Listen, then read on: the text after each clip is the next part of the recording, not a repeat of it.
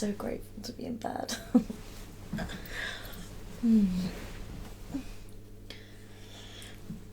How's your day been? Tell Mommy all about your day. I want to know every little detail.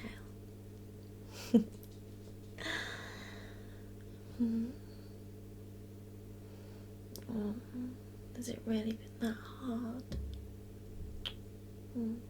Well, you're here with me now, so you can let all the worries of the day just drift away.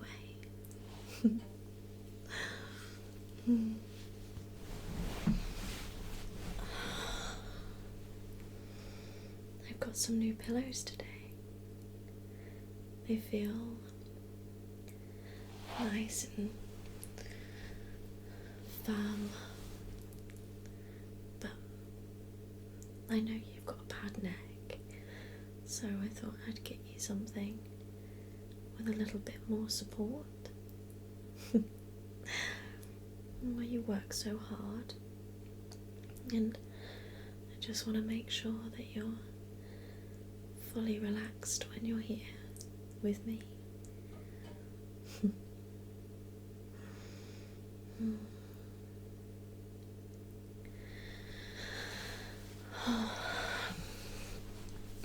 Would you like me to tickle you? Say yes, Mommy. That's better. You're such a good baby.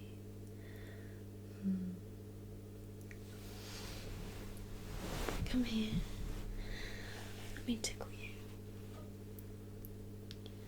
I'm gonna go down your neck, over your shoulders, tracing my fingers all the way down your tired arms. And across your chest. Does that feel nice, baby? I'm glad. Down your tummy, around your navel. I know you're a little bit tickly. Try and breathe through it. Just give in to me, baby. Relax. Surrender to Mommy.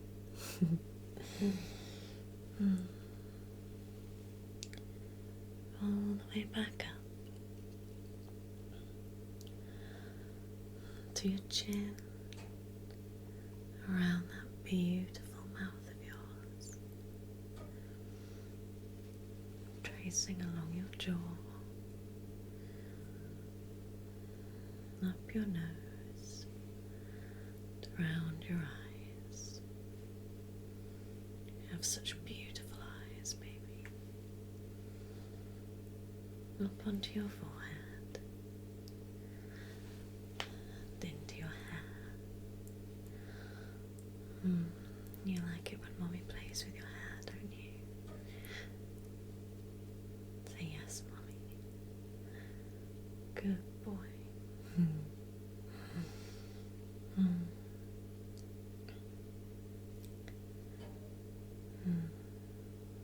Mummy's fingers massaging your scalp,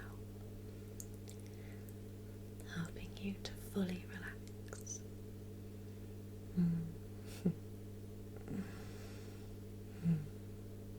That's it.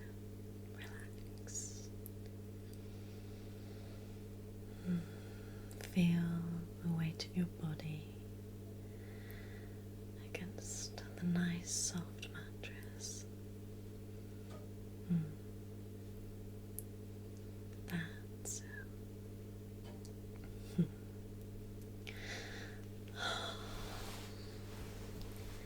I could read you another story, help you drift off to sleep. So that sound like a good idea? Good boy. I'll just get the book.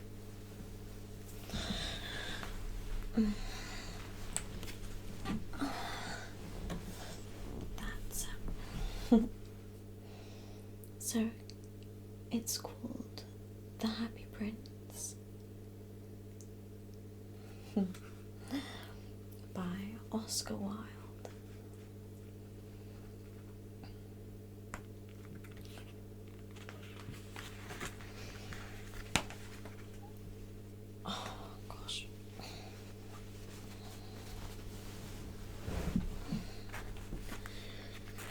You look nice and comfy, baby. Are you ready for me to read the book? Yeah? Okay.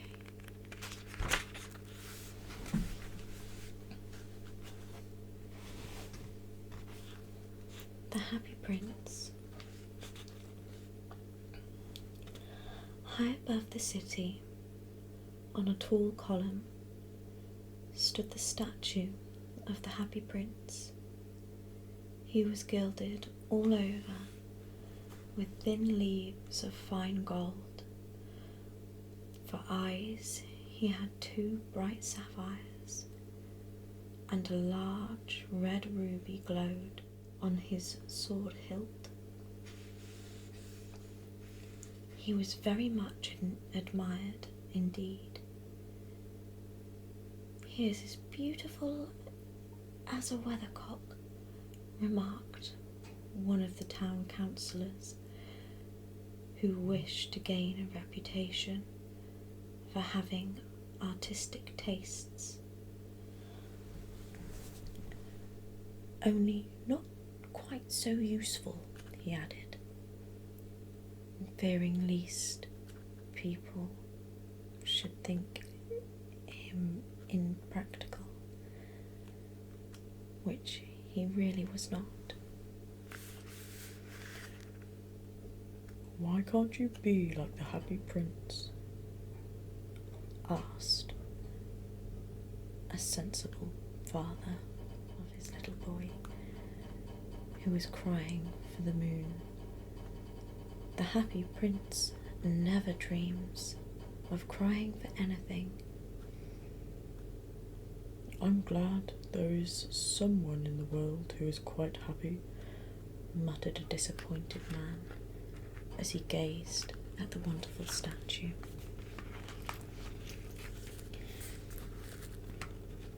"He looks like an angel," said the charity children as they came out of the cathedral in their bright scarlet cloaks and their clean white pinafores. "How do you know?" said the mathematical master. "You've never seen one." "Ah, but we have in our dreams," answered the children, and the mathematical master frowned and looked very severe, for he did not approve of the children dreaming. One night there flew over the city a little swallow. His friends had gone away to Egypt 6 weeks before, but he stayed behind, for he was in love with the most beautiful reed. He had met her early in the spring as he was flying down the river after a big yellow moth, and had been attracted by her slender waist that he stopped to talk to her. "Shall I love you?" said the swallow, who liked to come to the point at once, and the reed made him a low bow. So he flew around her, touching the water with his wings and making silver ripples. This was his courtship. "It is a ridiculous attachment," twittered the other swallows. "She has no money and has far too many relations." and indeed the river was quite full of reeds. Then, when the autumn came, they all flew away. After they had gone, he felt lonely and began to tire of his lady love. She has no conversation, he said, and I am afraid that she is a quartet, for she is always flirting in the wind, and certainly, whenever the wind blew, the reed made the most grateful curtsies. I admire that she is domestic, he continued, but I love travelling, and my wife, consequently, should love travelling too. Will you come away with me? He said finally to her, but the reed shook her head. She was too attached to her home. You have been trifling with me, he cried. I am off to the pyramids. Goodbye. And he flew away. Don't you ever fly away from me. All day long he flew, and at night time he arrived at the city. Where shall I put up? He said. I hope the town has made preparations. Then he saw the statue on the tall column. I will put up there, he cried. It is a fine position, with plenty of fresh air. So he alighted just between the feet of the happy prince.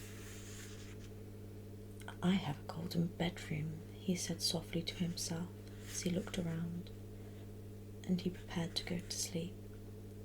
But just as he was putting his head under his wing, a large drop of water fell on him. What a curious thing, he cried. There is not a single cloud in the sky. The stars are quite clear and bright, and yet it is raining. The climate in the North Europe is really dreadful. The reeds used to like the rain, but that was merely her selfishness. Then another drop fell. What is the use of this statue if it cannot keep the rain off his head? He said. I must look for a chimney pot. And he determined to fly away. But before he opened his wing, a third drop fell, and he looked up and saw. What did he see? The eyes of the happy prince were full of tears, and tears were running down his golden cheeks.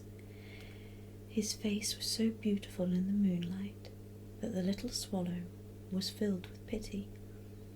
Who are you? He said. I am the happy prince. Why are you weeping then? Asked the swallow. You have quite drenched me. When I was alive and had a human heart, answered the statue, I did not know what tears were, for I lived in a palace where sorrow is not allowed to enter. In the daytime, I played with my companions in the garden, and in the evening I led the dance in the great hall. Round the garden ran a lovely wall, but I never cared to ask what lay beyond it. Everything about me was so beautiful. My courtiers called me the happy prince, and happy indeed I was, if pleasure be happiness. So I lived, and so I died, and now that I am dead, they have set me up here so high that I can see all of the ugliness and all the misery of my city, and though my heart is made of lead, I cannot choose but weep. What? Is he not solid gold? Said the swallow to himself. Far away in a little street there is a poor house. One of the windows is open, and through it I can see a woman seated at a table. Her face is thin and worn, and she has coarse red hands, all pricked by the needle, for she is a seamstress. She is embroidering passion flowers on a satin gown for the loveliest of queen maids of honour to wear at the next court ball. In the bed in the corner of the room, her little boy is lying ill. He has a fever and is asking for oranges. His mother has nothing to give him but river water, so he is crying, "Swallow, swallow, little swallow, will you not bring her a ruby out of my sword hilt? My feet are fastened to this pedestal, and I cannot move." "I am waited for in Egypt," said the swallow. "My friends are flying up and down the Nile and talking to the largest lotus flowers. Soon they will go to sleep in the tomb of the great king. The king is there himself in his painted coffin. He is wrapped in yellow linens. Round his neck is a chain of pale green jade, and his hands are like withered leaves." "Swallow, swallow, little swallow," said the prince, "will you not stay with me for one night and be my messenger? The boy is so thirsty, and his mother is so sad." "I do not think I like boys," answered the swallow.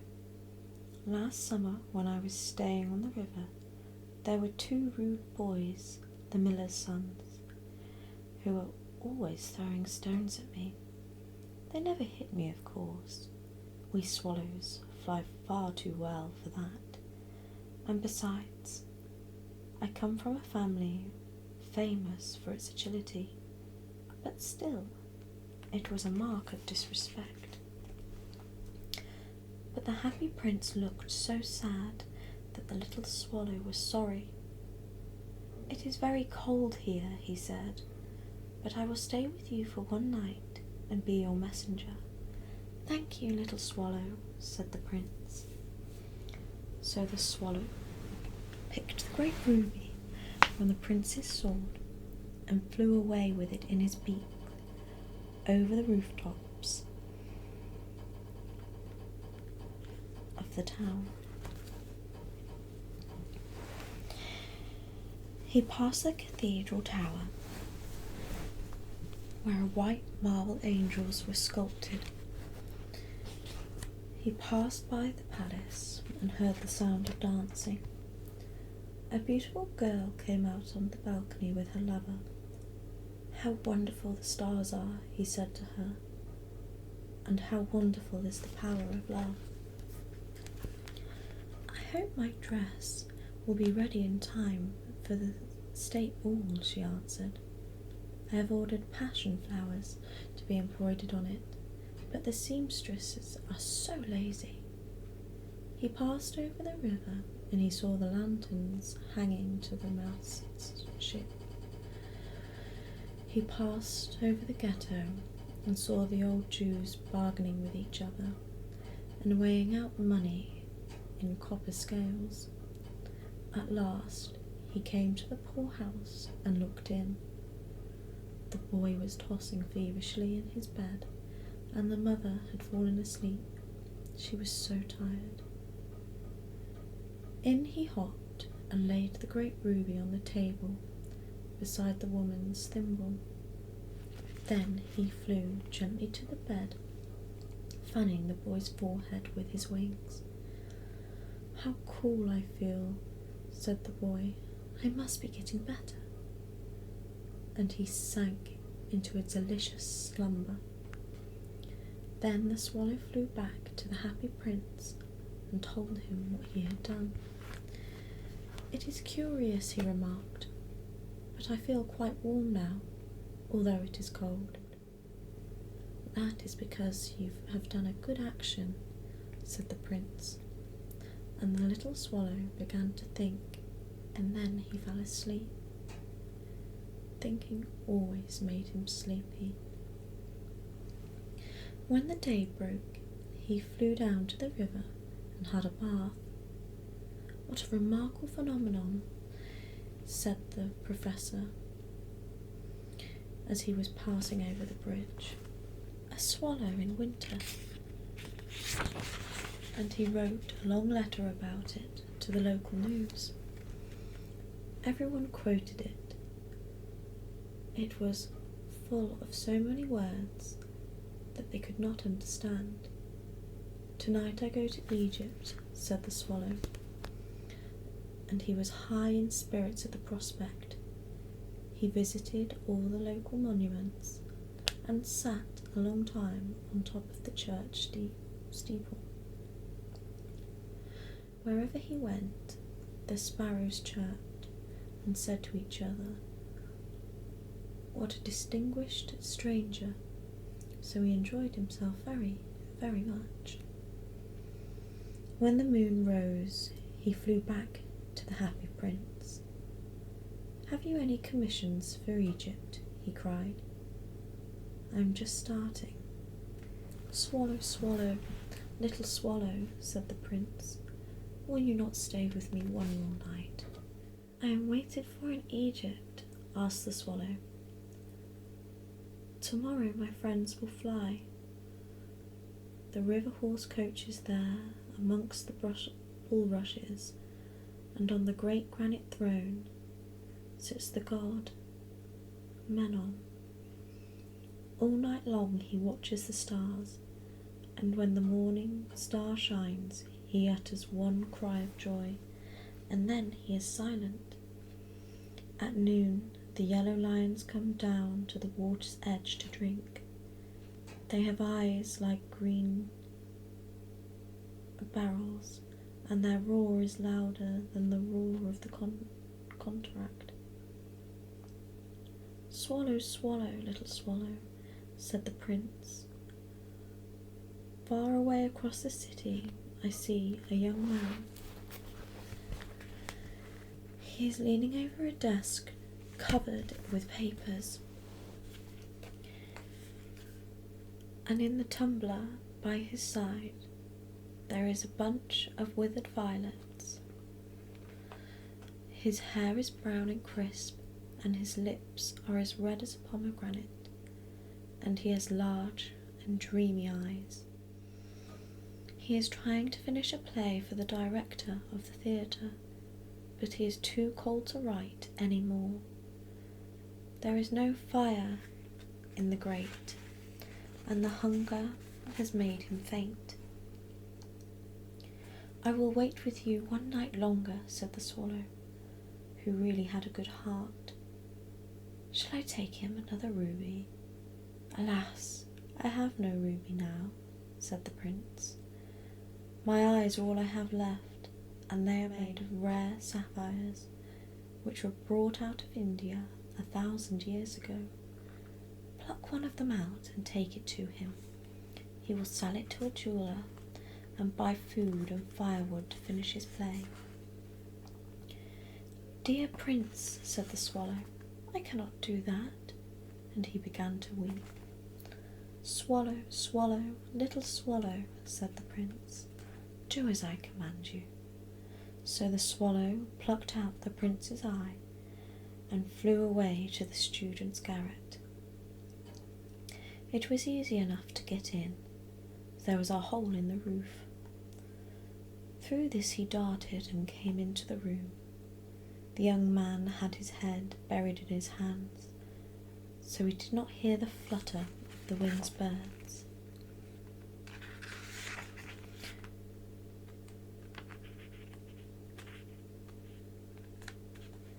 And when he looked up, he found a beautiful sapphire lying on withered violets.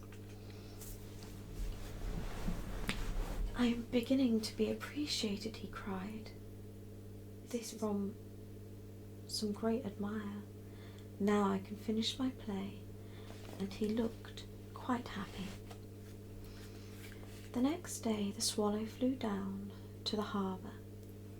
He sat on the mast of a large vessel and watched the sailors hauling big chests out of the hold with ropes. "Heave ho! they shouted as each chest came up.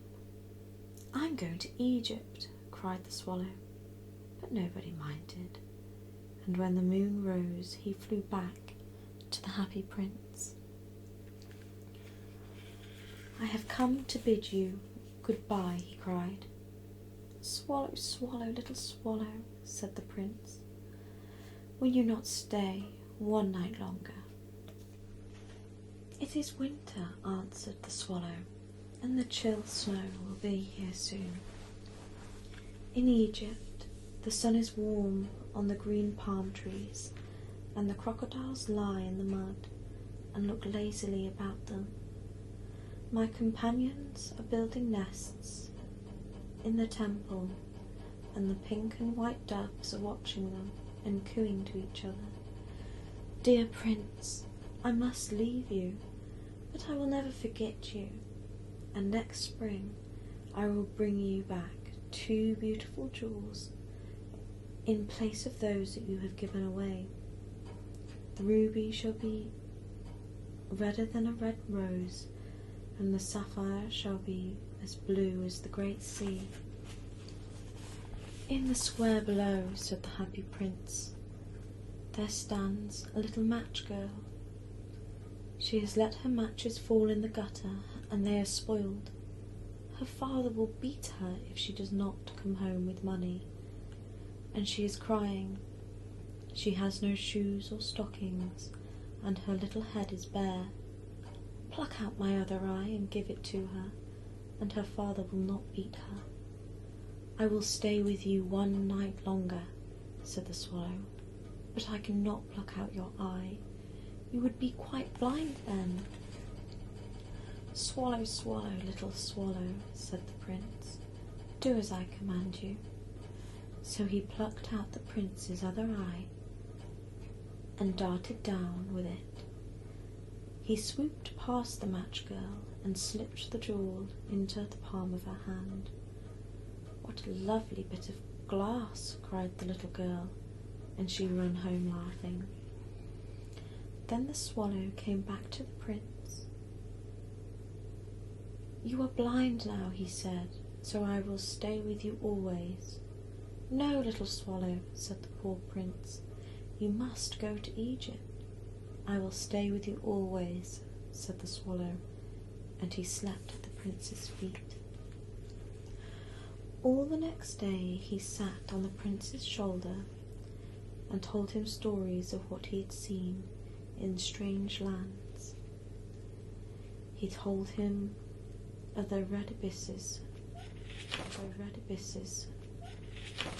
who stand long rows on the banks of the Nile and catch goldfish in their beaks, of the Sphinx, who is as old as the world itself and lives in the desert and knows everything, of merchants who walk slowly by the side of their camels and carry amber beads in their hands, of the king of the mountains, of the moon, who is as black as ebony and worships a large crystal, of the great green snake that sleeps in the palm trees and has 20 priests to feed it with honey cakes, and of the pyramids.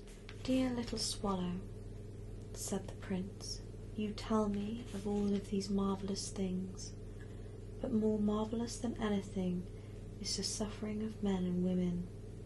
There is no mystery so great as misery. Fly over my city, little swallow, and tell me what you see there."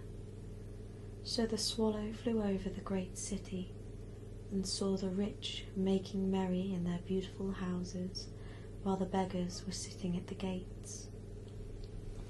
He flew into dark lanes and saw the white faces of starving children looking out at the black streets.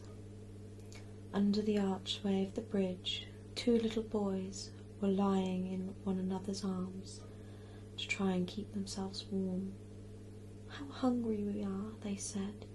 "You must not lie here," shouted a watchman as they wandered out into the rain. But he flew back and told the prince what he had seen. "I am covered in fine gold," said the prince. "You must take it off, leaf by leaf, and give it to the poor. The living always think that gold can make them happier."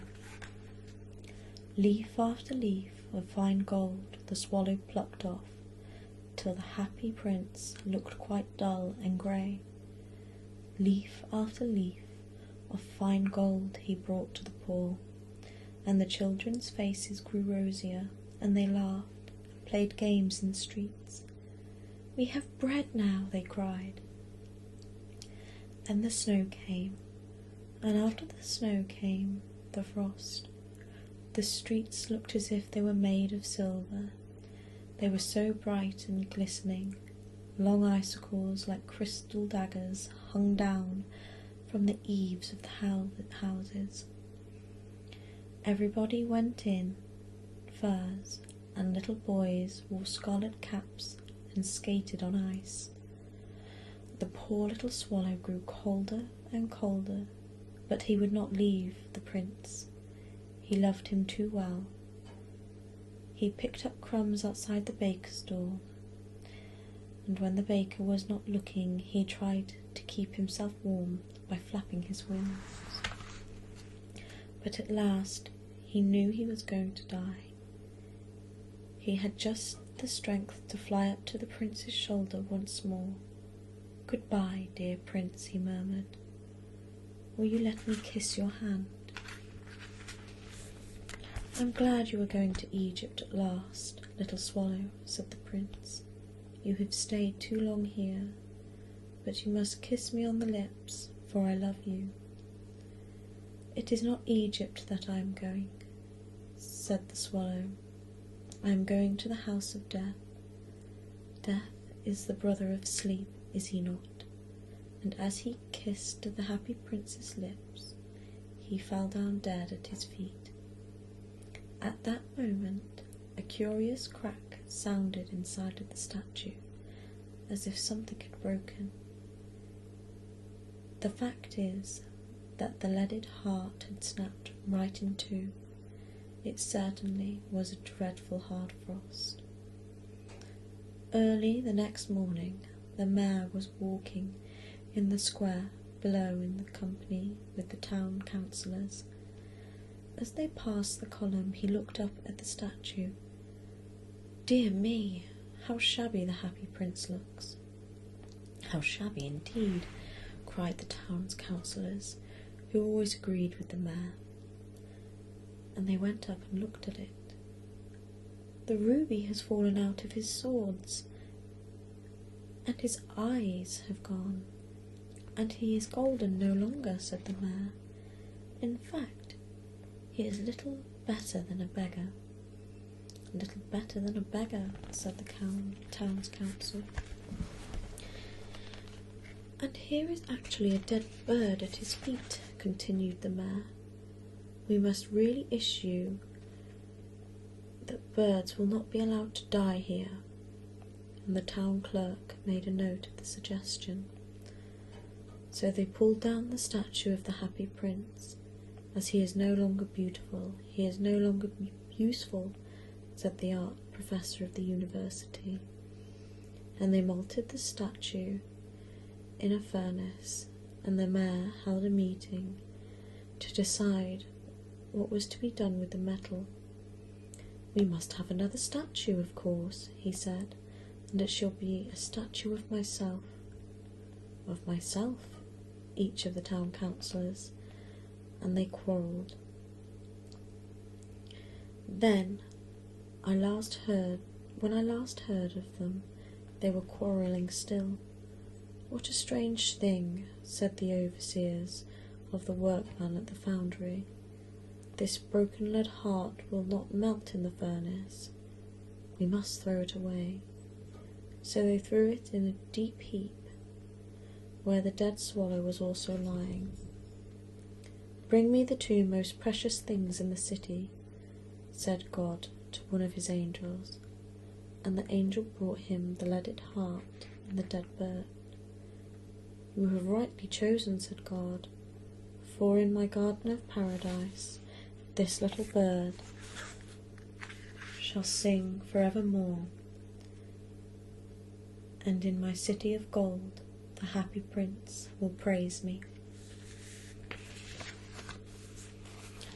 Well, that was lovely but sad, wasn't it, baby? I'm sad that they both died. Hopefully the next story will be a little bit happier. Right. Let's go to sleep now then, darling. Good night, baby. I love you.